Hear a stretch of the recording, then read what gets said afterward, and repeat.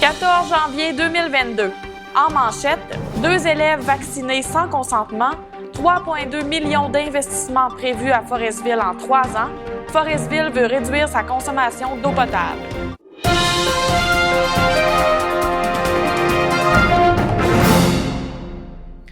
Deux élèves de l'école Saint-Luc ont reçu leur première dose de vaccin lors d'une clinique de vaccination organisée dans leur établissement scolaire le 13 décembre, alors que c'était la case de refus qui était cochée sur leur formulaire de consentement parental.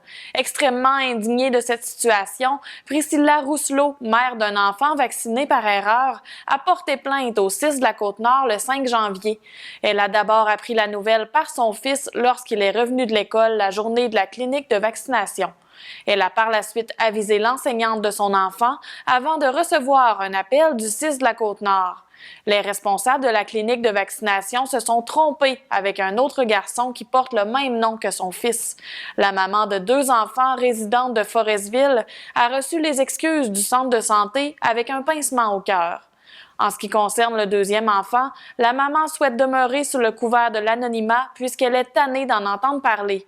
Dans son cas aussi, elle a reçu un appel d'une infirmière du 6 de la Côte-Nord pour s'excuser d'avoir vacciné son enfant par erreur. Elle s'est dite très fâchée. Du côté du 6 de la Côte-Nord, le conseiller en communication Pascal Paradis a confirmé que la vaccination de 2 enfants sans le consentement parental a été signalée à Forestville.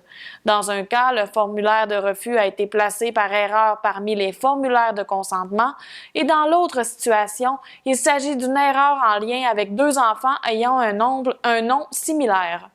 Selon les procédures établies, lorsqu'une erreur survient dans l'administration d'un vaccin, la personne visée est informée de l'erreur et des mesures à prendre. De plus, un rapport d'incident est rempli. Aucune autre situation du genre n'est survenue dans la région dans le cadre de la campagne de vaccination contre la COVID-19. Dès que ces situations ont été révélées, des mesures ont été mises en place afin d'éviter que cela se reproduise. Désormais, dans toutes les cliniques de vaccination de la Côte-Nord, les formulaires de consentement des enfants doivent être validés par 2 infirmières avant chaque clinique. Du côté du centre de service scolaire de l'Estuaire, on a également suivi la situation de près. Selon la porte-parole Patricia Lavoie, l'excellente collaboration avec leur vis-à-vis de la santé leur a permis d'être informés de chacune des étapes du protocole mis en place en pareille situation. Mais il est important de comprendre que dans une clinique de vaccination comme celle contre la COVID-19, le milieu scolaire n'est qu'un collaborateur. D'autres cliniques de vaccination dans les écoles de la Côte-Nord sont prévues à la fin janvier et au début février. À ce jour, 49,9% des enfants âgés entre 5 et 11 ans sur la Côte-Nord ont reçu leur première dose de vaccin contre la COVID-19. Pas moins de 26 projets totalisant 30,2 millions d'investissements sont sur la table pour les 3 prochaines années à Forestville. C'est ce qui a été présenté aux citoyens le 21 décembre en assemblée extraordinaire, alors que les élus ont procédé à l'adoption du plan triennal d'immobilisation 2022, 2023, 2024. Parmi ceux-ci, c'est sans surprise le projet de réfection majeure du quai municipal qui trône au sommet des investissements avec un total de 7,5 millions de dollars pour la phase 1 et 10 millions de dollars pour la phase 2. La modernisation de l'aéroport, quant à elle, nécessitera des sommes de 3,5 millions en 2022 et de 1,8 million de dollars en 2023 pour la deuxième phase. Les élus ont prévu un montant de 1,2 million de dollars en 2023 pour la rénovation de l'hôtel de ville qui touchera aux fondations et à l'entrée extérieure arrière.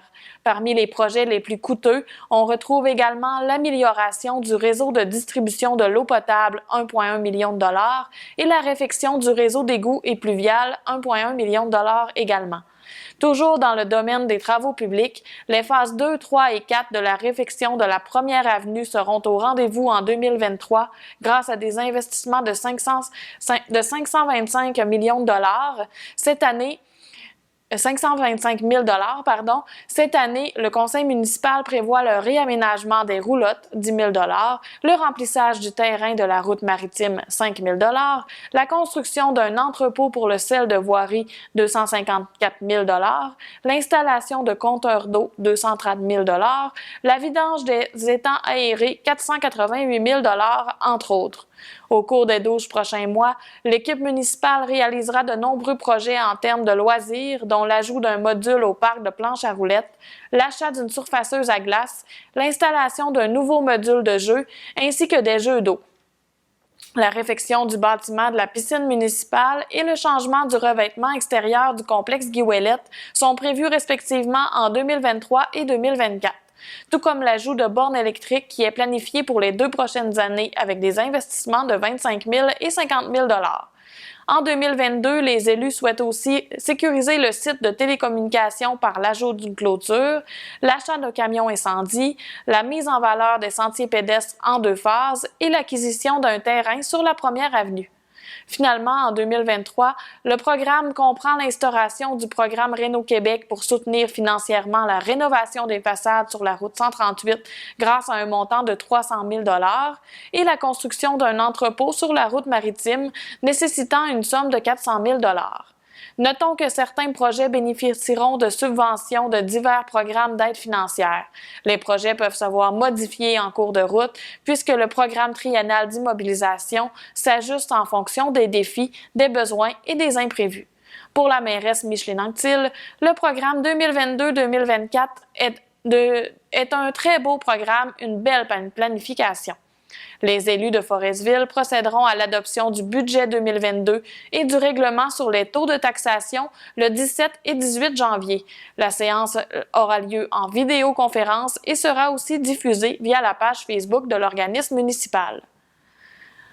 Le conseil municipal de Forestville adhère à la stratégie québécoise d'économie d'eau potable, une décision majeure annoncée en séance régulière tenue le 11 janvier qui reflète la volonté des élus de mettre en place une politique de réduction de la consommation d'eau en échange d'une somme de 1,7 million de dollars provenant du programme de la taxe sur l'essence et de la contribution du Québec qui servira à la réfection du réseau souterrain de la ville devenu obsolète. Ce dossier de développement économique qui met de l'avant l'administration municipale foresvilloise lui permettra de poursuivre les travaux d'études et de forage pour protéger la prise d'eau, connaître l'état des conduites, cibler les fuites et au final procéder au renouvellement des conduites d'eau potable et d'égouts en fonction des gestes qui seront posés d'ici 2025, a précisé la mairesse Micheline Anctil.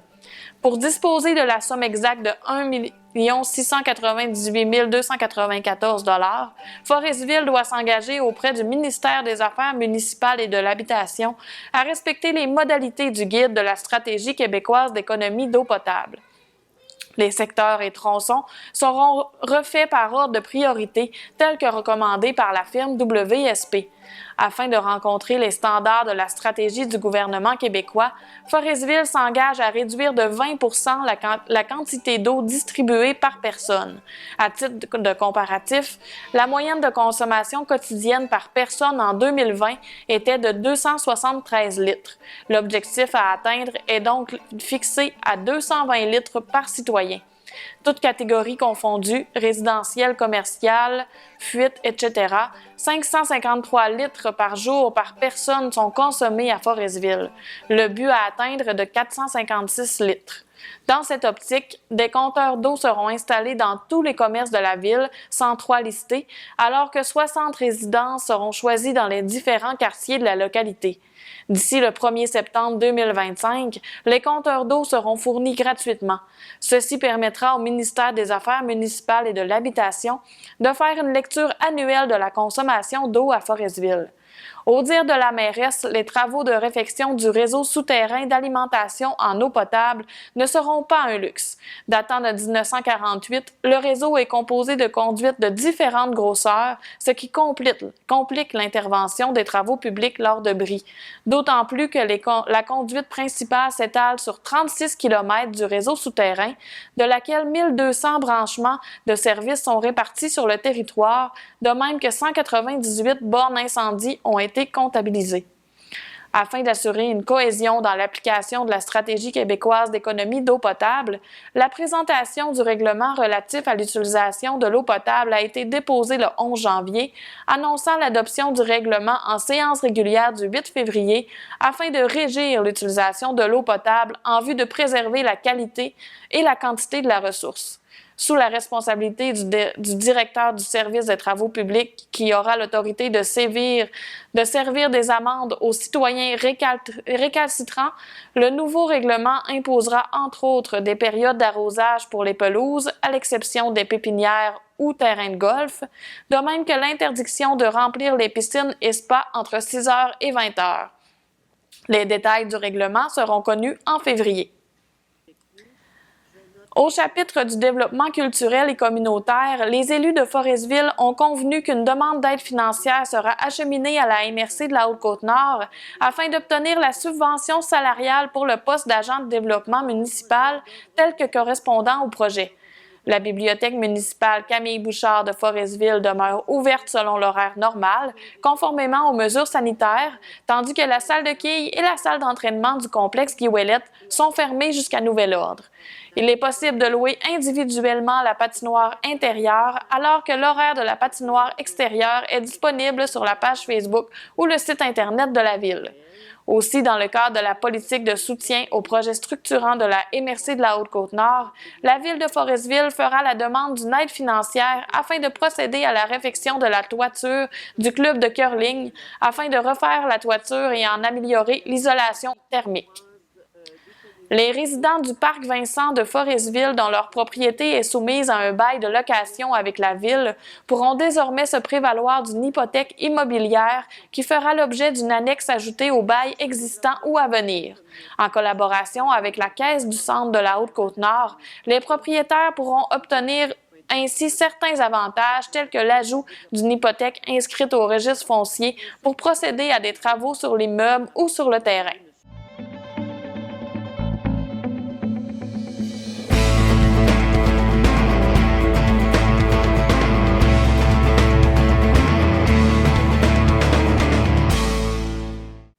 Dans le monde des sports, le défenseur du Drakkar de Bécomo, originaire de Forestville, Marc-Antoine Mercier, s'est vu décerner le titre de joueur étudiant du mois de décembre par son organisation sportive. Le numéro 7 a impressionné le conseiller pédagogique du Drakkar, Tommy Brûlé. Marc-Antoine veut devenir ingénieur mécanique. Lors de son arrivée avec l'équipe l'an dernier, il a fait part de son plan à M. Brûlé. Il devait compléter ses mathématiques fortes de secondaire 4 et 5. Il lui reste maintenant seulement son examen final à faire pour les mathématiques de secondaire 5. De plus, le jeune homme a complété 3 cours collégiaux par session afin de s'avancer dans son cheminement. Il a de bons résultats et les commentaires de ses enseignants sont très positifs selon le conseiller pédagogique. Marc-Antoine Mercier continue donc de faire ses preuves auprès de son équipe de hockey. Rappelons qu'à la fin octobre, le défenseur foresvillois a réussi à marquer son premier but avec le Drakkar et par le fait même dans la Ligue de hockey junior majeur du Québec. De plus, à la fin de la saison l'an dernier, en mai 2021, Marc-Antoine Mercier a été nommé recrue de l'année.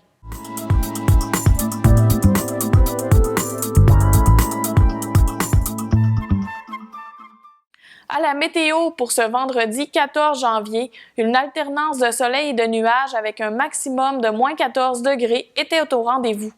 Demain, un ciel ensoleillé sera de la partie selon Environnement Canada, mais le thermomètre demeurera à moins 14 degrés.